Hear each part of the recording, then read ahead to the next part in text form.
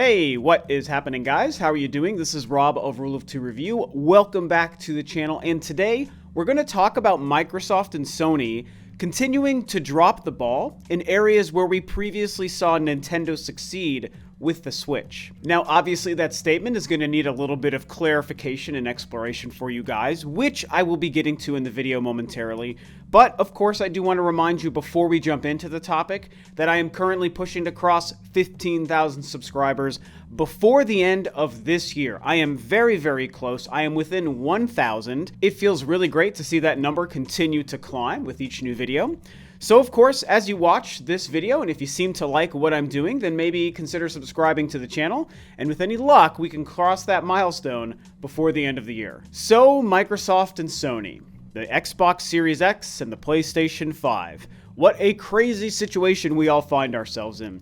These are two consoles that are certainly very exciting because they represent a new generation that, at least right now, we're being told we are right on the cusp of.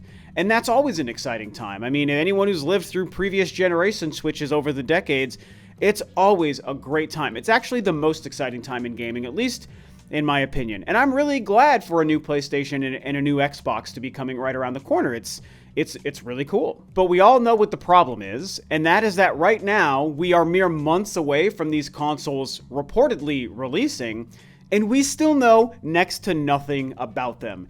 Yes, we've had a couple of game-specific events for each of these consoles, but even through those game-specific events, they haven't told us a single confirmed day one launch title, which is maddeningly frustrating, really, if you ask me. That's one of the most frustrating things happening here. But beyond that, of course, we know what are these things going to cost us, when are they going to release into the world, and hell, when can we even pre-order these things? It is absolutely insane to me that we are this close to the release of these consoles, and we still don't know this information. We haven't even really gotten an indication of what the UI looks like for these machines, what some of the actual console-specific features are going to be.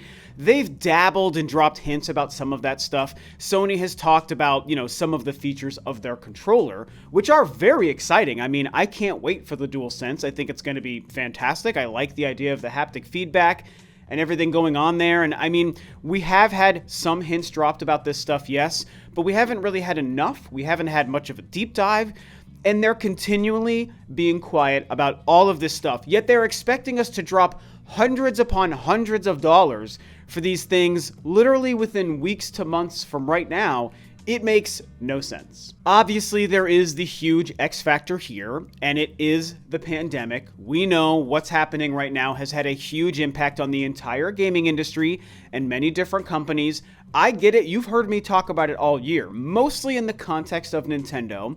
But still, even in the context of other third-party game companies and publishers, as well as even Sony and Microsoft, yeah, we know everyone is being affected by the pandemic right now. It's a real thing, it's a real problem, and everyone is obviously afforded some slack to have to deal with these conditions, absolutely. But in my opinion, here we are on September 1st, the day you guys are going to see this video actually go out onto the internet.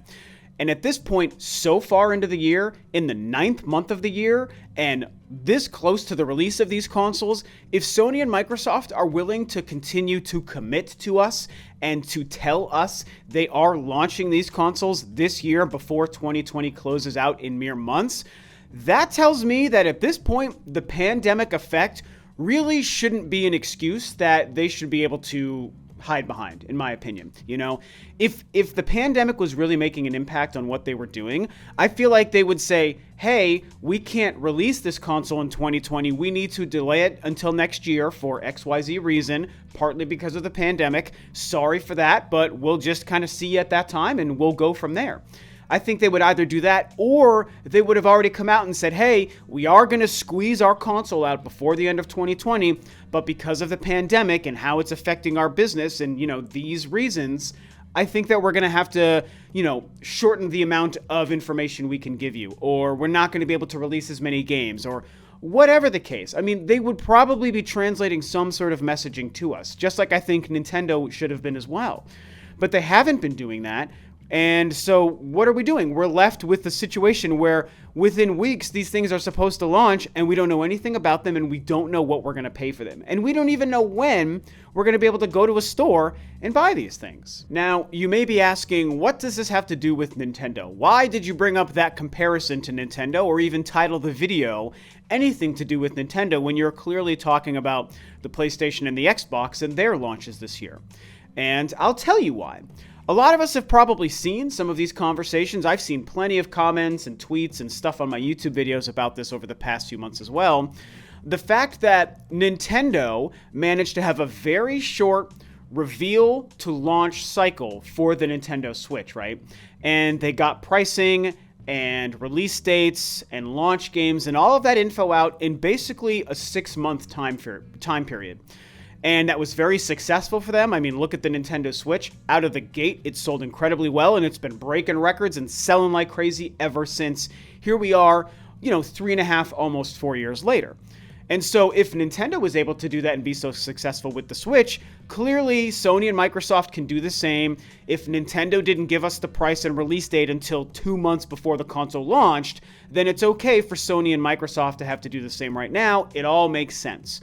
And I get it. It's a very, very good point. There's a lot of truth to it, and I understand how there is some truth to it. And I understand what people are trying to say. But I think that there's a couple of key differences with how Nintendo handled it to how Sony and Microsoft are handling it. And I want to break that down and explain to you guys why I see such a difference. To me, it all has to do with execution, the timing of the rollout of information, and how transparent Nintendo was at that time. And it's so ironic because in 2020, I've been talking about how not transparent Nintendo has been and why that's been the most frustrating thing about them this year. But back when the Switch was revealed and launched, they actually were incredibly transparent. It was very refreshing, very welcoming, and it made all the difference. And it also shows, in my opinion, a night and day difference between them revealing and releasing the Switch and Sony and Microsoft with their current next-gen consoles. So if we go back to October 2016 and kind of chart the order of events here, I'll explain it to you. Here we can see that on October 20th of 2016, that was the day that the Nintendo NX officially became the Nintendo Switch. It was revealed via this YouTube video early in the morning, at least here in the States. It was early in the morning when this thing debuted, and we knew the night before that, hey, the NX is going to become something else. Tune in tomorrow morning for a first look at the NX. And we'll go from there. And, then this trailer happened and we knew it was called the Nintendo Switch. We knew it was a portable device. We knew about Joy-Cons. You put it on your TV, you take it on the go, and Bob's your uncle, there you go. And we saw, some flashes and teases of Splatoon and Mario Odyssey and all this stuff. And it was incredibly exciting. And there you go. One day, October 20th, we had the Nintendo Switch officially revealed to us. And as we all know, it was only March the following year that the Switch actually launched to the world. And so we literally had exactly a 6-month gap in time from reveal of the Nintendo Switch to the launch of the console and all the information we needed to know about it. And that was fantastic, right? But here's the thing. Only a few days later, and we can see here, I'm going to link this article below for you to read as well, but right here, a few days later, it was October 26th, 6 days after the Nintendo Switch was officially revealed to be the Switch. Nintendo announced and confirmed that they were going to be holding an event in January, just 3 months later, and they were going to give us all of this info. Reading a couple of excerpts from this Polygon article, here's what they say. Nintendo isn't going to tell us more about the Nintendo Switch until 2017, but we won't have to wait long once the new year begins. Tatsumi Kimishima, president of Nintendo, said during an analyst meeting on October 27th, which would have been in Japan, 26th for us in the States, that the company will hold a mid-January press event called Nintendo Switch Presentation 2017 to announce details such as the console's price and release date. Nintendo Switch Presentation 2017 will be held in Tokyo for an audience of trade partners, financial analysts, and the media. While Nintendo did not announce the exact time of the event, the company did say that it will live stream the presentation globally and that it will take place, quote, January 12th U.S. time. Considering the time difference, the event will occur on the morning of January 13th in Japan. Quote, the presentation will include the launch date and pricing for Nintendo Switch, as well as a look at the lineup of games currently in development, Nintendo said in the news release today. Now, I don't know about you guys, but to me, that is a completely different and much more transparent approach to launching a console and doling out information than what we've seen with Sony and Microsoft. And we have to remember, it was last year when we first started to see the next-gen picture from these companies start to take shape. When at the Game Awards in December, Phil Spencer took the stage and was like, hey, here's our new Xbox. This is it. We're calling it the Series X. It looks like this big vertical rectangular box, and it is coming out next year, holiday 2020.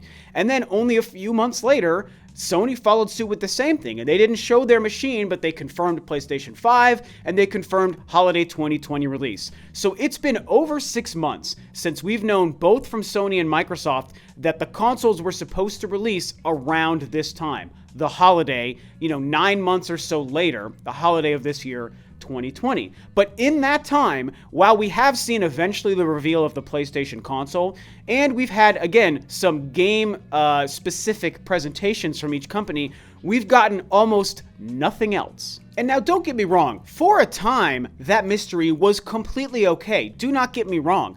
I'm not saying they needed to come out of the gate and the first time they talked about these consoles or their plans, they needed to give exact date, exact price, exact pre-order info, exact launch lineup.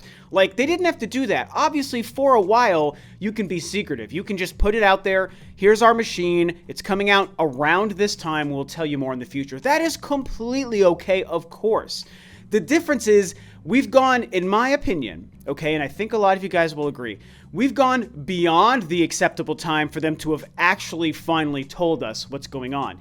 And as I said at the beginning here, it's now September. We are literally 2 to 3 months away from when we probably expect these consoles are going to have to be launching, and they still haven't given us any of that information. I personally find that to be a problem. When people make the Nintendo Switch comparison of how Nintendo revealed the console and only a few months later managed to release it to the world with all of that information, again, like I said, it is a good point, and I understand the comparison 100%. I understand it. But as I laid out to you here, Nintendo went about it a completely different way.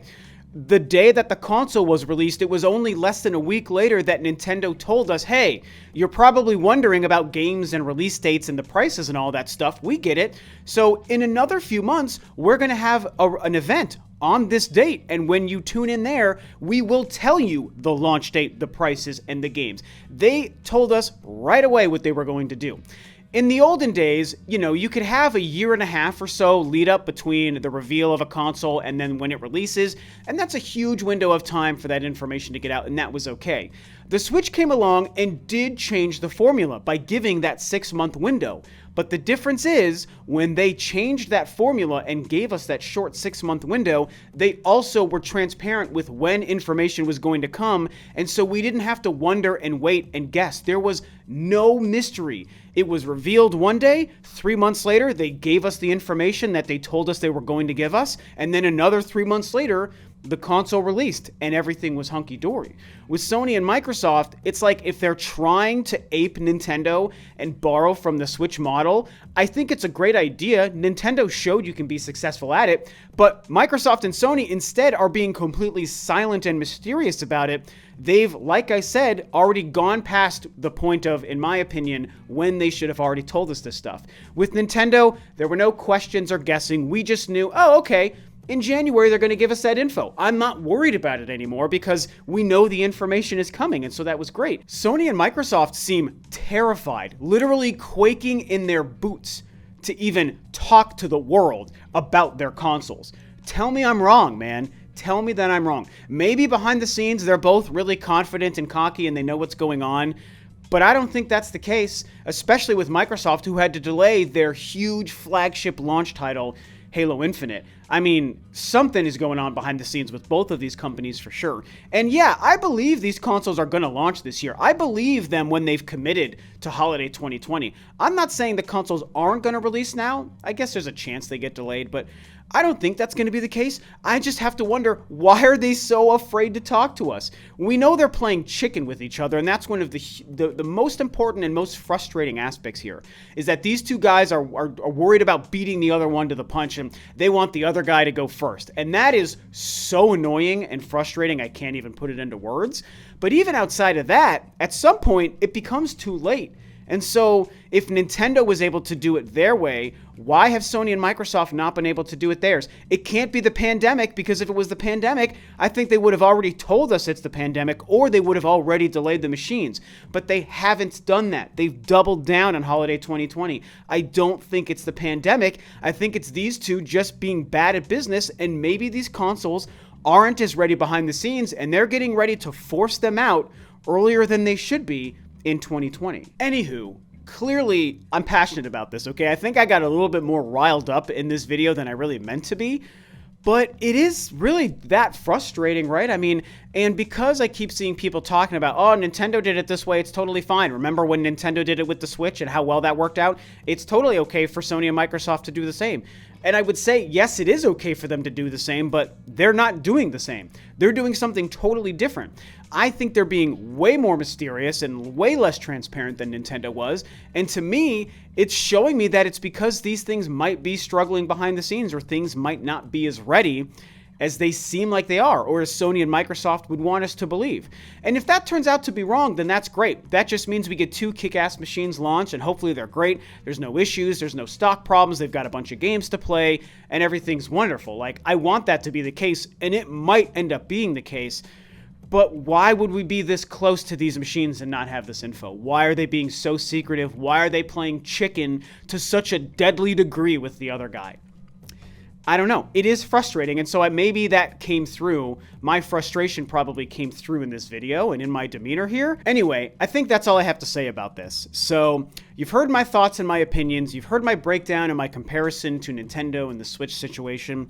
And so now I want to hear your own thoughts and opinions. What do you think about my breakdown and how I compared it to the Switch? And what are your own personal thoughts about the whole thing? Whatever you think, talk about it below. And with that, this video is a wrap. Thanks, of course, as always, for tuning in, guys. This is Rob of Rule of Two Review, and I'll catch you next time on another video.